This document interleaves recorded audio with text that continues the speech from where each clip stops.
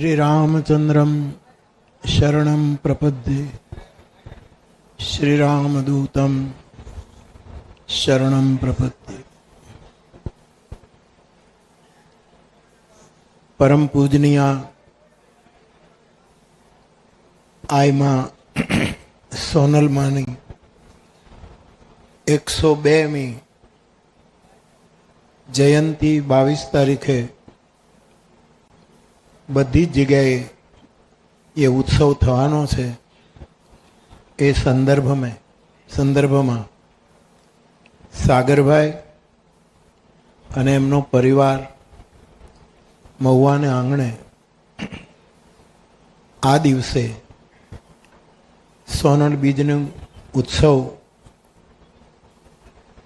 सेव्य भावथी करी रह्या छे, त्यारे हूँ मारो राजीपो व्यक्त करूँ छूं, मारी प्रसन्नता व्यक्त करूँ छूं। आ निमित्ते मंच पर विराजित आयमा कंकु केसर मां, जूनागढ़ थी पधारेला आयमा, अन्य माताओनुं नाम अहीं बोलायुं, परंतु ए आववामां हशे के जे होय पण जे होय ए बधाने पण हूँ प्रणाम करूँ छूं। आने धर्मसभा कहूँ, आम तो बधा धर्म जगतना विविध स्थानना महापुरुषो अपना पूज्य चरणों अहींया विराजित छे अने कदाच नाम पण धर्मसभा आपवामां आव्युं छे एवुं सागरभाઈએ मने कहेलुं।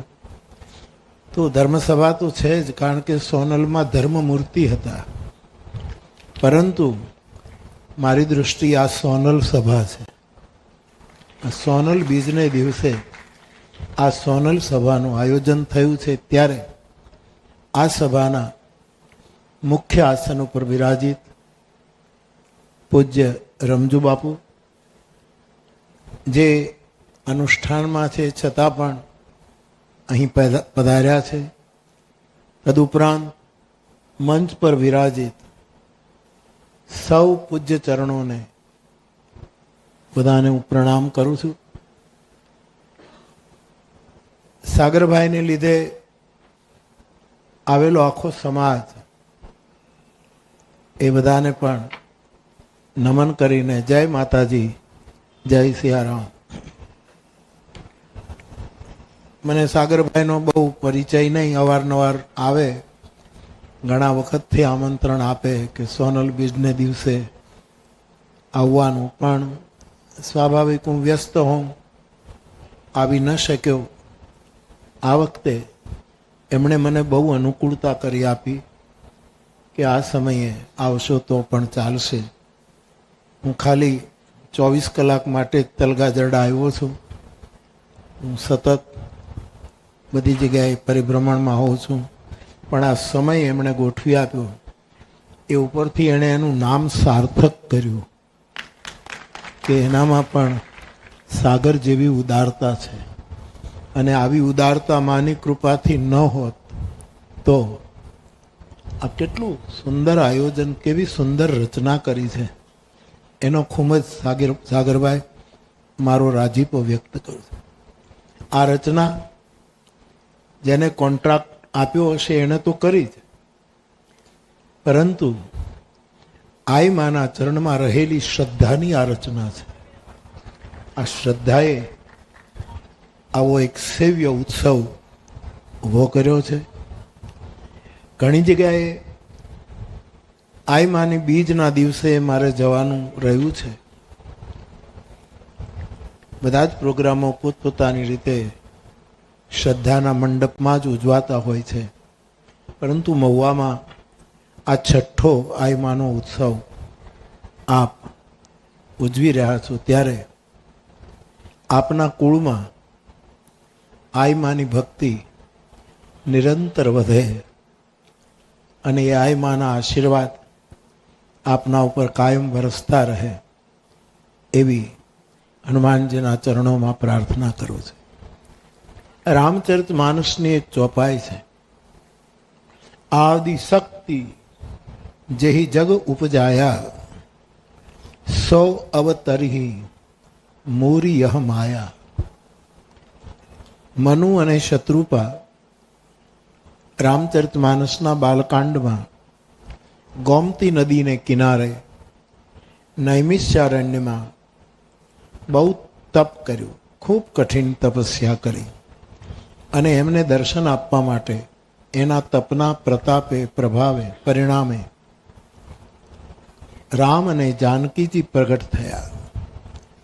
અને પછી એમણે વરદાનો માંગ્યા, પ્રભુએ આપ્યા, મારે ત્યાં તમારા જેવો પુત્ર જન્મે, આદિ આદિ. પરંતુ એ વખતે લખાયું છે કે મારી બાજુમાં જે આદિશક્તિ ઊભી છે એણે આખા જગતને ઉત્પન્ન કર્યું છે.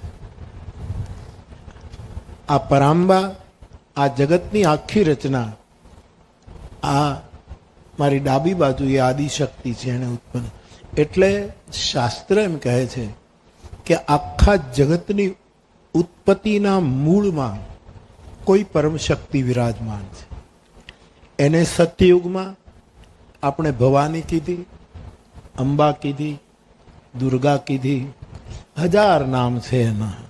જેમ વિષ્ણુના 1000 નામ, એમ દુર્ગાના પણ 1000 નામ. તો પ્રથમ યુગમાં આપણે એમને ભવાની કહી, સતી કહી, ઘણા નામો આપણે એને વંદન કર્યા, એની સાધના કરી.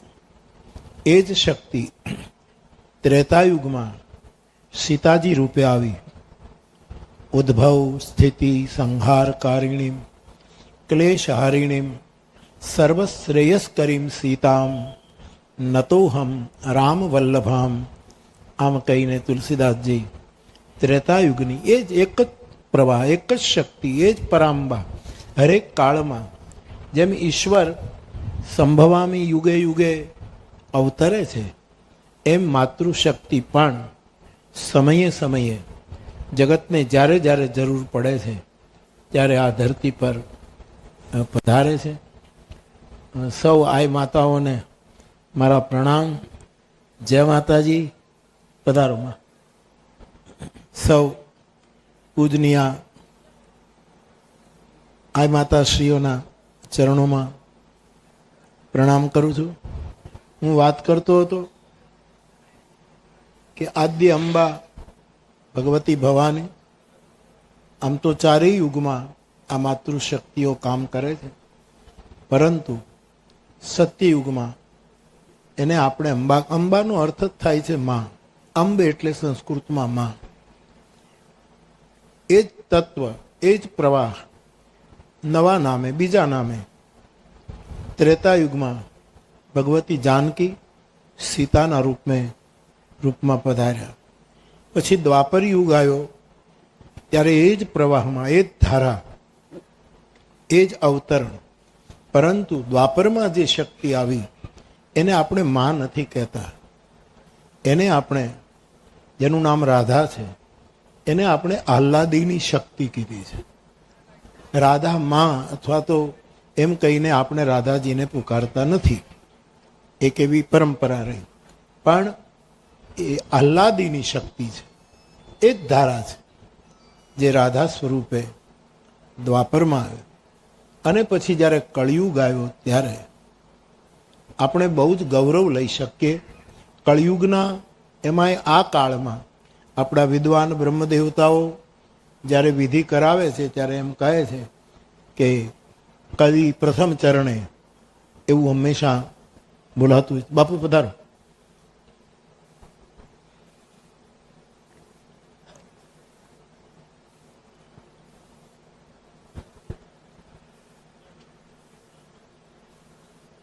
બાપુ પધારો. પ્રણામ બાપુ. બાપુ બિરાજ. આ પ્રવાહ, આ ધારા, શક્તિઓનું જે અવતરણ યુગે યુગે થાય છે, એમાં કળિયુગમાં પણ અનેક રૂપે, અનેક રૂપાય આપણે ત્યાં માતાઓ, આઈ માતાઓ, જગદંબાઓના વિવિધ રૂપે આપણે ત્યાં આવતા રહ્યા. કેટલા નામ લઉં મારી સાંભળણમાં અથવા તો મારા સમયગાળામાં કેટલાય માતાઓના દર્શન થયા, એના આશીર્વાદ પ્રાપ્ત થયા. એ બધા જ પોતપોતાની રીતે સાધના કરીને જગતનું મંગલ ઈચ્છે છે. પરંતુ એમાં મને સૌ પ્રથમ વર્ષો પહેલાં કોઈ આ એમાંના દર્શન થયા હોય તો એ સોનલમાં છે. વેરાવળમાં દર વર્ષે વર્ષો પહેલાં, આ હું 60 વર્ષ પહેલાંની વાત કરું છું, દર મહિને શ્રાવણ મહિનામાં હું 1 મહિનો રાત્રિ કથા વેરાવળમાં કરતો. ત્યારે આઈમાં વેરાવળના કોઈ સોની ગૃહસ્થને ઘરે બિરાજતા. એક વખત ભગત બાપુ પણ હાજર હતા. કાગ બાપુ અને મા બંને હતા. ત્યારે પણ મને એમના દર્શનનો લાભ મળ્યો. એટલે કે આ કળયુગમાં અત્યારે આજે શક્તિ અવતરણની જે ધારા છે એમાં કેટલી માતાઓ આપણને આશીર્વાદ દેવા માટે પ્રગટી છે. કંકુ કેસરમાં જેમ અમારે કવિરાજે કહ્યું, અતિ ભોળું સરળ વ્યક્તિત્વ, સહજ, આ બધી જ માતાઓ આપણને આશીર્વાદ આપવા માટે અહીંયા પધાર્યા છે. ત્યારે શતાબ્દી હમણાં જ મરડામાં ઉજવાણી અને બહુ જ અલૌકિક રીતે શતાબ્દીનો ઉત્સવ માના ધામમાં થયો. પણ મારે આપને એ કહેવું છે કે જેમ હનુમાનજી માટે એમ કહેવાય છે કે ચારો યુગ પ્રતાપ તુમારા, ચારેય યુગમાં તમારો પ્રતાપ છે. તમે સતયુગમાં શંકર રૂપે છો, ત્રેતામાં હનુમાનજી બંદર રૂપે છો, દ્વાપરમાં અર્જુનની ધજામાં વિરાજમાન છો, કળિયુગમાં જ્યાં જ્યાં ભગવત કથા થતી હશે ત્યાં આપ વિરાજમાન છો. એમ જગદંબા પણ ચારો યુગમાં માને ચારે યુગે વખાણી મોરી માં, જ્યાં જોવું ત્યાં જોગમાં. પણ આ માતાઓનો જે પ્રભાવ છે, એનો જે પ્રતાપ છે, એની જે સાધના છે, એ કેવલ હિન્દુસ્તાન પૂરતી નથી. કેવલ માતૃ શરીર હોય એ તો આપણી માં છે જ. એમાં વિશેષ સાચો જ્ઞાની કોણ, એવા જ્યારે પ્રશ્નો ઉઠતા હતા ત્યારે યુનાનની સભ્યતામાં એક દેવી પૂજાતી હતી જેનું નામ હતું મા ડેલ્ફી. એ ડેલ્ફીને પૂછવામાં આવતું કે સોક્રેટિસ જ્ઞાની છે કે નહીં. એ માતા એ વખતે એના પ્રત્યુત્તરો આપતી. આવી દરેક સભ્યતામાં ક્યાંક ને ક્યાંક માં છે. કારણ કે આદિશક્તિ જે હિ જગ ઉપજાયા, સો અવતરી મોરી યહ માયા. અમારે તુલસીદાસજીએ તો રામને પણ જગદંબા કહ્યા.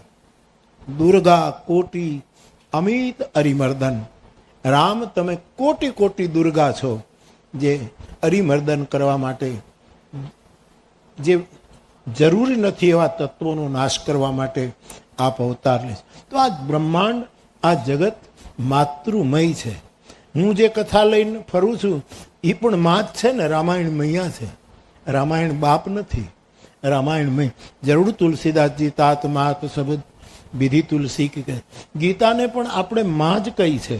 તો માતૃત્વની જે સ્થાપના આદિકાળથી અનંતકાળથી આપણે ત્યાં સ્થાપિત થયું છે. જેમ પુરાણોમાં તો એમ કહ્યું કે હે માં, તારા સ્વરૂપમાંથી અનેક સૂરજો નીકળે છે, અનેક ચંદ્રમાઓ પ્રગટ થાય છે, અનેક નક્ષત્રો નિર્માણ થાય છે, અનેક પૃથ્વીઓ, અનેક ગ્રહો, નક્ષત્રો, આ બધા તારા અદ્ભુત વિગ્રહમાંથી. જેમ ગરબામાં આપણે માતાજીના ઉત્સવોમાં એક દીવો પ્રગટાવીએ અને એની કિરણો એ ગરબાના જેટલા જે દ્વારો છે એમાંથી કિરણો બહાર નીકળે છે. એમ હે પરંબા, આ આખું જગત તારો મોટો ગરબો છે. આ એક બહુ જ મોટું આખું બ્રહ્માંડ એક ગરબો છે. અને એમાં કઈ કિરણમાંથી કઈ માતાજીનો પ્રકાશ કયા દેશમાં, કઈ સભ્યતામાં, કઈ સંસ્કૃતિમાં ગયો, એનો મોટો બહુ મોટો ઇતિહાસ છે. ત્યારે મા સોનલ, એને તો આપણે જોયા છે. એમના આશીર્વાદ જગતને મળ્યા છે. અને આપણે ત્યાં, આપણે નાના હતા ત્યારથી આપણે ત્યાં કેટલી બીજો ઉજવાય છે. એક તો માય બીજ, મહાસુદ બીજ, એ લગભગ ઉજવાય ને આપણે બીજના દર્શન કરતા. એક અષાઢી બીજ, એને આપણે પ્રણામ કરતા હોઈએ છીએ, એની વંદના કરતા છે. પધારો બાપુ, બાપુ પધારો, પ્રણામ, જય ગિરનારી.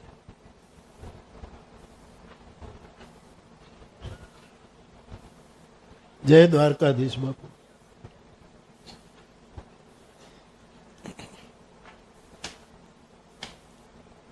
બાપુ પ્રણામ, જય ગિરનારી. બિરાજો બાપુ, પધારો પધારો બાપુ, પધારો બાપુ. બાપુ પ્રણામ પ્રણામ.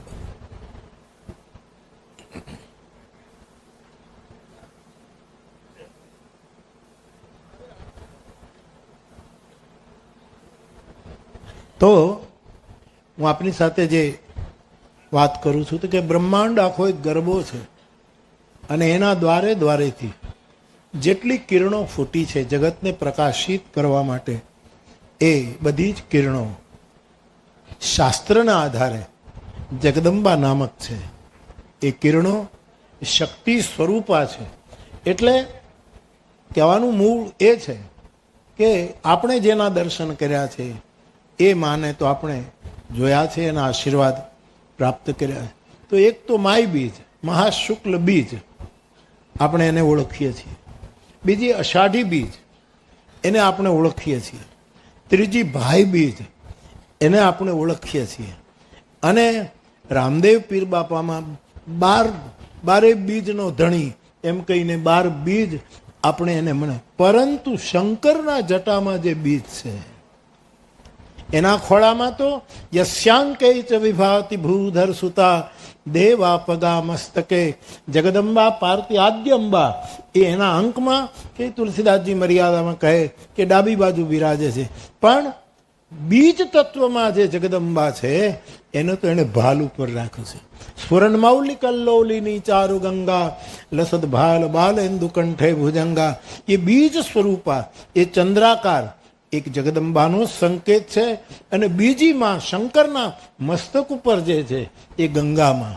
એટલે કે ચારે બાજુ જો જોઈએ તો જેમ માં પોતાના બાળકને ઓઢણાથી ચારે બાજુથી ઠંડીના દિવસોમાં ઢાંકી દે છે, એમ આખા જગતને જ્યારે ઠંડી લાગે છે, જ્યારે સળેખમ થાય છે, જ્યારે શરદી થાય છે, જ્યારે જગત કંઈક વિકૃત રૂપ ધારણ કરે છે, ત્યારે સમયે સમયે કોઈને કોઈ જગદંબાઓ આવી અને એના ભેળિયાથી આપણું રક્ષણ કરે છે, આપણને સાચવે છે, આપણું બધાનું.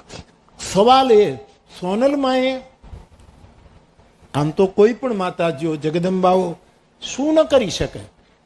જેમ પરમાત્મા તત્વને એમ કહેવાય કે કરતુમ અકર્તુમ અન્યથા કરતુમ સમર્થ, એ બધું જ કરી શકે. એમ જગદંબા, પરમાત્મા પણ જગદંબા જ છે, જગદંબા પરમાત્મા છે, એક જ છે.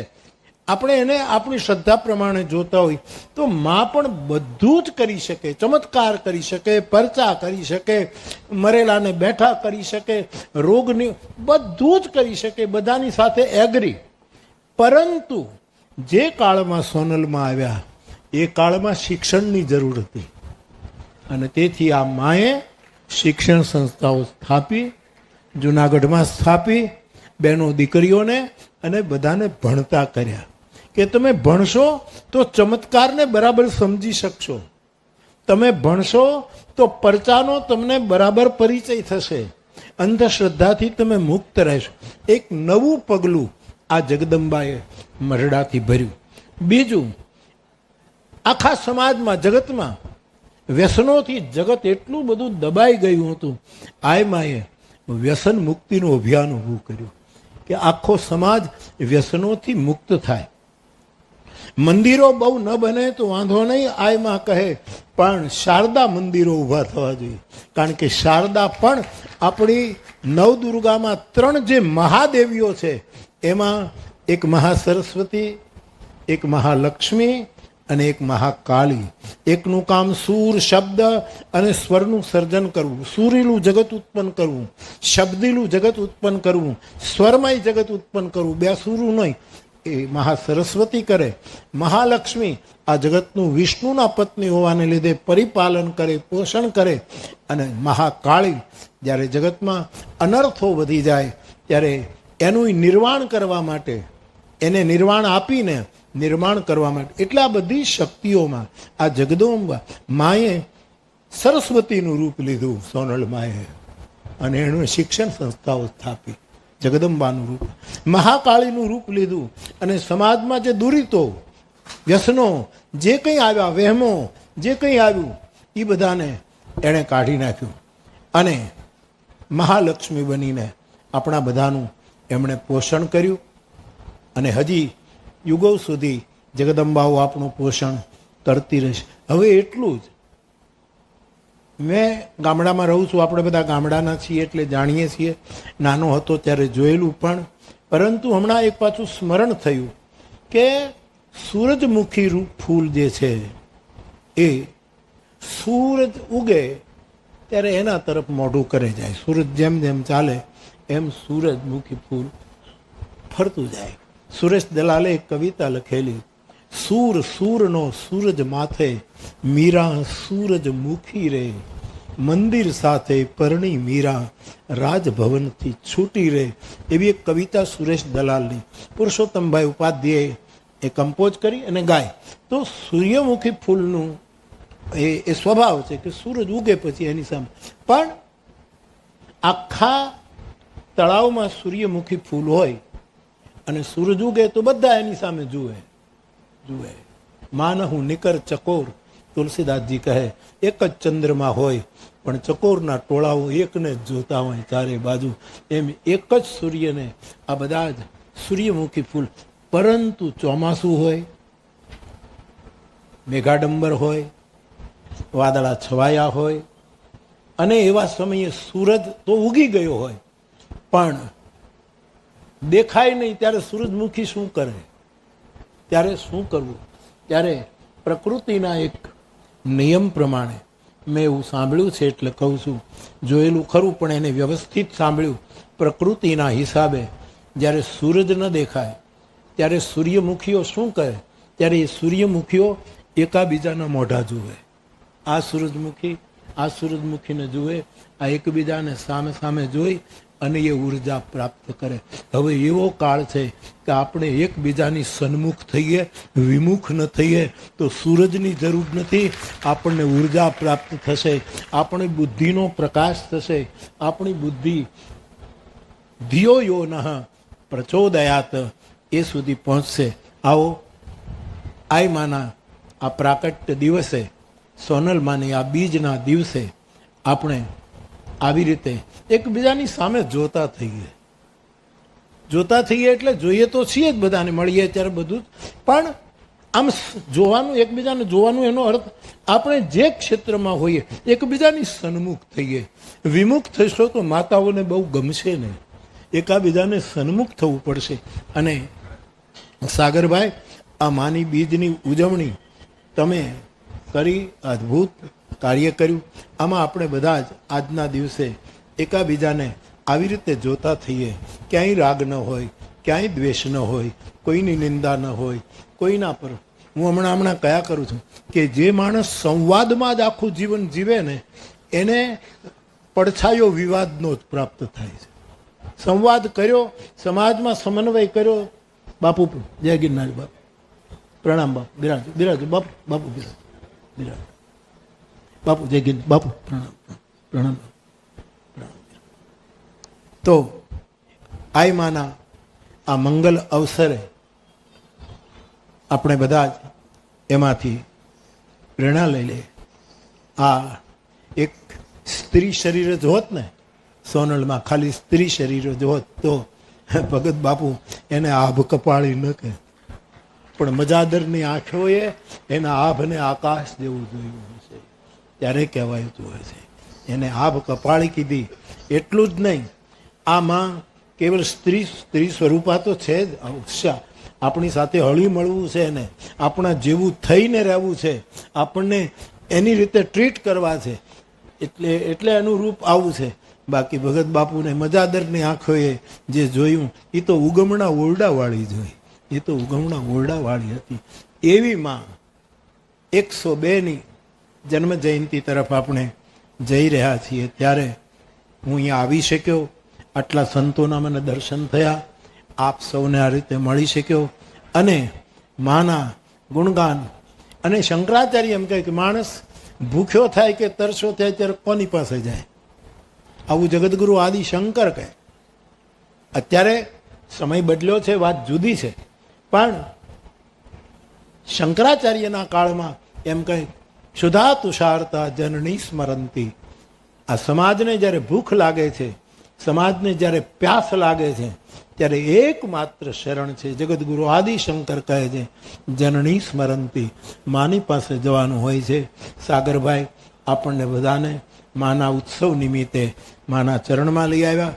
એ આખા કુળ માટે માના ખૂબ આશીર્વાદ ઉતરે એવી માતાજીના ચરણમાં પ્રાર્થના. મંચને હૃદયપૂર્વક પ્રણામ કરીને આપ સૌને પણ મારા પ્રણામ.